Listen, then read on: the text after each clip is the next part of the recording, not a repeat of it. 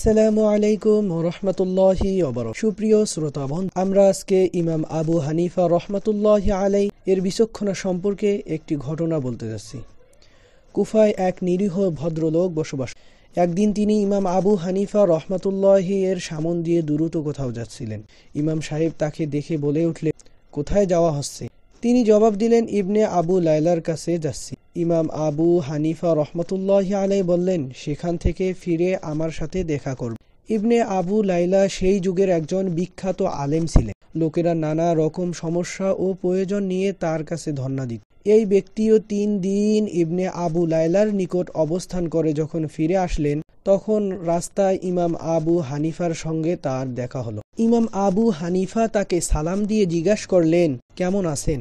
আপনি ইবনে আবু লাইলার নিকট কেন গিয়েছিলেন তা কি জানতে পারি? লোকটি একটু ইতস্তত করে বলল, বিষয়টা একটু গোপনীয়। আমার একটা সমস্যা আছে, সেই সমস্যাটার সমাধানের আশায় তার নিকট গিয়েছিলাম। যদি কোনো অসুবিধা না থাকে বিষয়টাকে আমাকে খুলে বলতে পারবেন? ইমাম আবু হানিফা বললেন, অবশ্য আপনার আপত্তি থাকলে বলার দরকার নেই। লোকটি কিছুক্ষণ ভেবে বলল, শুনতে চান? আচ্ছা, তাহলে শুনুন। আপনি তো জানেন আমি একজন বিত্তবান ও অবস্থা সম্পন্ন। আমার ধন সম্পদ টাকা পয়সার কোনো অভাব। পারিবারিকভাবে আমি সুখী ছিলাম, কিন্তু কয়েক বছর যাবৎ একটা পেরেশানির মধ্যে আছি। আমার একটাই ছেলে, সমস্যা মূলত তাকে নিয়ে।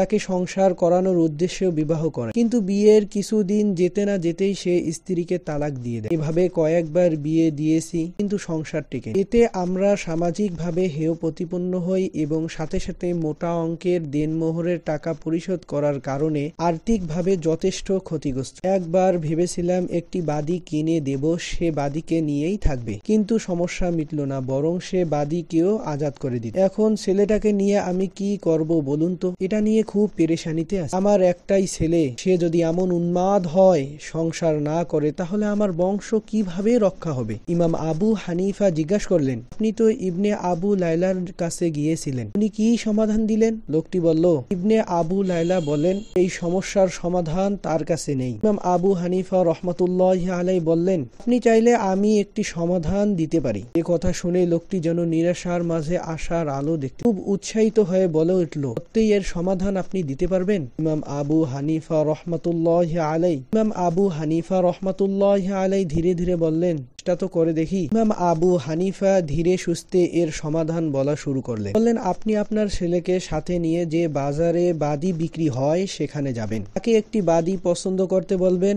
যে বাদী পছন্দ করবে আপনি সেই বাদীটি আপনার নামে ক্রয় করবেন। আবার বলছি, বাদীটি আপনার নামে কিনবেন, ছেলের নামে নয়। তারপর বাদীটিকে বাসায় নিয়ে এসে আপনার ছেলের সাথে বিবাহ দিয়ে দিবেন। ছেলে যদি কিছুদিন পর স্ত্রীকে তালাক দিয়ে দেয় তাহলে কোনো সমস্যা নেই, কারণ আপনার বাদী আপনারই থেকে যাবে। আর বাদীকে আজাদ করতে পারবে না, কারণ বাদীর মালিক তো সে নয়, বরং বাদীর মালিক আপনি। আর যদি বাদীর গর্ভে কোনো সন্তান জন্ম নেয়, সে সন্তান আপনারই বংশধর হবে। এভাবে আপনার বংশ বেঁচে যাবে। লোকটি ইমাম সাহেবের বিচক্ষণতায় হতবাক হয়ে এত কঠিন সমস্যার সমাধান এত সহজ করে দিলেন। তিনি ইমাম আবু হানিফার শুকরিয়া আদায় করে বললেন, আপনি অত্যন্ত জটিল সমস্যার সমাধান এত সহজভাবে করতে পারেন তা আমি আগেও শুনেছিলাম, আজ নিজের চোখে দেখলাম। অনেক শুকরিয়া, অনেক শুকরিয়া।